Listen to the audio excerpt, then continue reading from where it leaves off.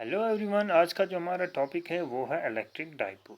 Electric dipole को हम अगर डेफिनेशन से देखें तो डेफिनेशन क्या कहती है इसकी। डेफिनेशन कहती है कि ये एक अरेंजमेंट है जिसमें दो इक्वल और अपोजिट चार्जेस सेपरेटेड होते हैं किसी डिस्टेंस से। क्या होता है? एक अरेंजमेंट होता है जिसमें दो इक्वल और अपोजिट चार्जेस सेपरेटेड होते हैं किसी डिस्टेंस से। तो ये हमारे पास क्या है, एक अरेंजमेंट यहाँ पे बना हुआ है। मैंने लिया है माइनस क्यू, इधर लिया है प्लस क्यू।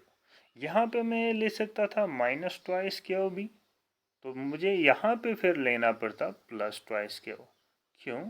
क्योंकि मुझे क्या लेना था, मुझे दो इक्वल और अपोजिट चार्जेस लेने थे। अगर यहाँ पे माइनस ट्वाइस क्यू तो इधर प्लस ट्वाइस क्यू, फिर जाके तो इक्वल आए ना, और अपोजिट भी आए, यहाँ पे नेगेटिव यहाँ पे पॉजिटिव।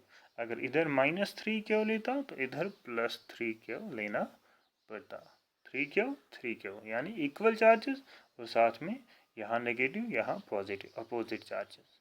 अब ये तो लिया मैंने टू इक्वल और अपोजिट चार्जेस, साथ में ये सेपरेटेड होने चाहिए किसी डिस्टेंस से, तब जाके एक डाइपोल बनता है।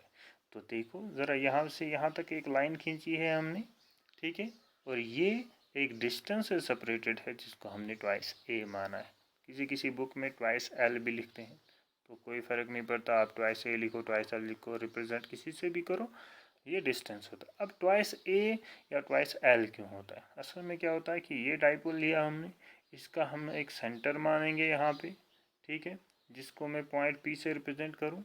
इस माइनस क्यू से लेके इस पी तक डिस्टेंस जो है, लेंथ जो है डाइपोल की, वो है ए, या मान के चलो एल है। और फिर यहाँ इस पॉइंट पी से इस प्लस क्यू तक भी इसका डिस्टेंस होगा ए या एल। तो ये ए प्लस ए बनता है ट्वाइस ए, या एल प्लस एल बनता है ट्वाइस एल। एक ऐसा अरेंजमेंट जिसमें दो इक्वल और अपोजिट चार्जेस यानी नेगेटिव और पॉजिटिव, तो इक्वल और अपोजिट चार्जेस हों और वो सेपरेटेड हों किसी डिस्टेंस से, तो ये उसका डिस्टेंस रहा यानी डाइपोल लेंथ रही। इसको कहते हैं इलेक्ट्रिक डाइपोल, जिसमें दो इक्वल और अपोजिट चार्जेस होते हैं और सेपरेटेड होते हैं किसी डिस्टेंस से। तो नेक्स्ट हमारे पास है इलेक्ट्रिक डाइपोल मूवमेंट। अब इलेक्ट्रिक डाइपोल मूवमेंट सिंपल से हम कहें तो स्ट्रेंथ होता है। किसकी? डाइपोल की स्ट्रेंथ। जैसे हमने इलेक्ट्रिक फील्ड और इलेक्ट्रिक फील्ड इंटेंसिटी पढ़ा, वैसे हमने इलेक्ट्रिक डाइपोल और इलेक्ट्रिक डाइपोल मूवमेंट पढ़ना है। अगर हम डेफिनेशन के हिसाब से देखें तो डेफिनेशन क्या कहती है कि डेफिनेशन कहते हैं कि electric dipole moment of the electric dipole, यानी किसी भी इलेक्ट्रिक डाइपोल का डाइपोल मोमेंट जो है उसको हम कैसे डिफाइन करते हैं? Product of the magnitude of one of the charges. किसी भी एक चार्ज का जो मैग्नीट्यूड होता है और and the separation distance between them, और उनके बीच का जो सेपरेशन डिस्टेंस होता है। इलेक्ट्रिक डाइपोल को हम पी से रिप्रेजेंट करते हैं। किसी भी एक चार्ज का मैग्नीट्यूड तो वो आएगा क्यू, क्योंकि हमने जो चार्ज लिए थे वो लिया था माइनस क्यू और प्लस क्यू, ठीक है, तो इनका जो मैग्नीट्यूड आएगा वो आएगा क्यू, ठीक है। क्योंकि किसी भी एक चार्ज का मैग्नीट्यूड लेना है तो क्यू हम लिख सकते हैं, यहाँ पे साइन नहीं लेंगे क्योंकि हम मैग्नीट्यूड की बात कर रहे हैं। और साथ में सेपरेशन डिस्टेंस, तो सेपरेशन डिस्टेंस हमने ट्वाइस एल माना, तो ये रहा मैथमेटिकली इलेक्ट्रिक डाइपोल मोमेंट। किसी भी इलेक्ट्रिक डाइपोल का इलेक्ट्रिक डाइपोल मोमेंट कैसे हम डिफाइन करेंगे? किसी एक चार्ज का मैग्नीट्यूड और सेपरेशन डिस्टेंस उनके बीच का, उसका जो प्रोडक्ट होता है उसको हम कहते हैं इलेक्ट्रिक डाइपोल मोमेंट। अब इसके अगर ऐसा यूनिट की हम बात करें तो ऐसा यूनिट इसका क्या आएगा? आपके पास चार्ज है तो चार्ज का यूनिट क्या है? कूलम्ब, और लेंथ उसका आएगा मीटर, तो ऐसा यूनिट इसका आएगा कूलम्ब मीटर। तो नेक्स्ट हमें बात करनी है electric field intensity due to dipole at centre, कि डाइपोल की वजह से इलेक्ट्रिक फील्ड इंटेंसिटी सेंटर पे कितनी होगी। किसके सेंटर पे? डाइपोल के सेंटर पे। हमने यहाँ पे एक डाइपोल लिया है, ये एक लाइन खींची है यहाँ से यहाँ तक, ये आपके पास नेगेटिव चार्ज, ये आपके पास पॉजिटिव चार्ज, टू इक्वल और अपोजिट चार्जेस जो एक डिस्टेंस से सेपरेटेड हैं, ठीक है। उसका एक सेंटर माना है, सेंटर हमने माना है पॉइंट पी, ठीक है। यहाँ पे हमने एक चार्ज लिया है क्यू नॉट, ठीक है।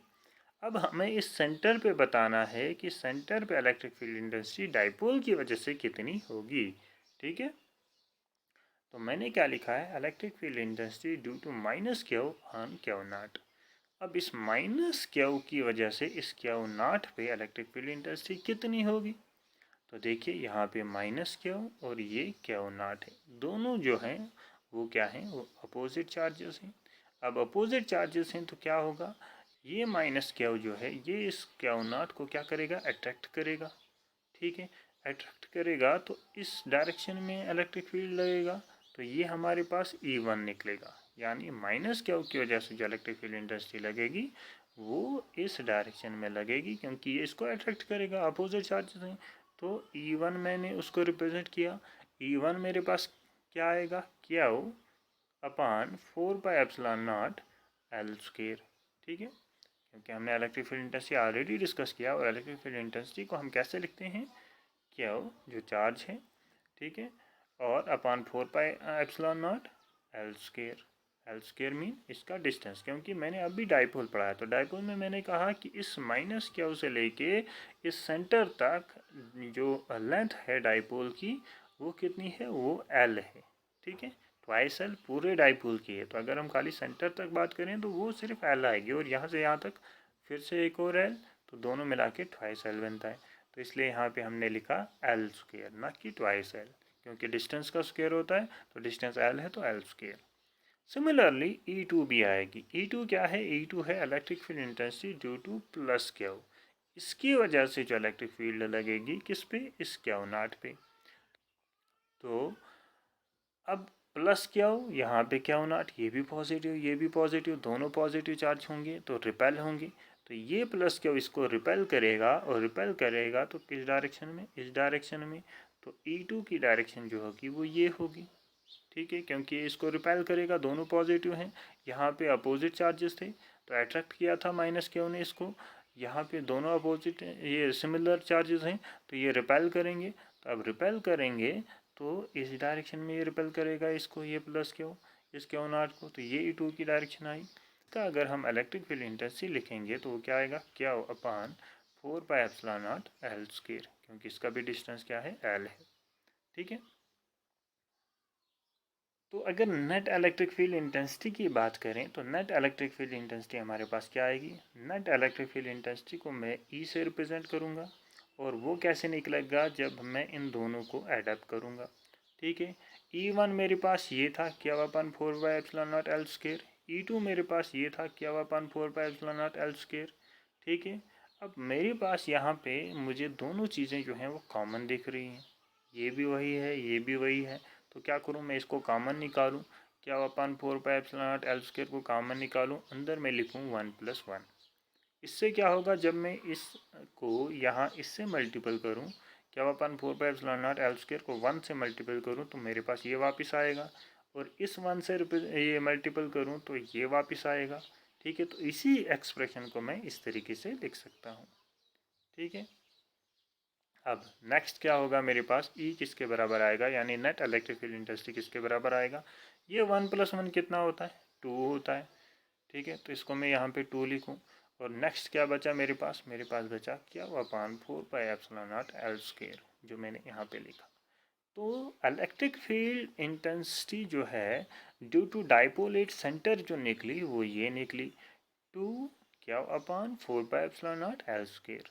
ठीक है, तो ये डाइपोल की वजह से, ये माइनस क्यू ये प्लस क्यू, तो इस डाइपोल की वजह से इस सेंटर पे जो इलेक्ट्रिक फील्ड निकली वो कितनी है, तो वो ये है हमारे पास ट्वाइस क्यू अपन 4πε0 एल स्क्वायर।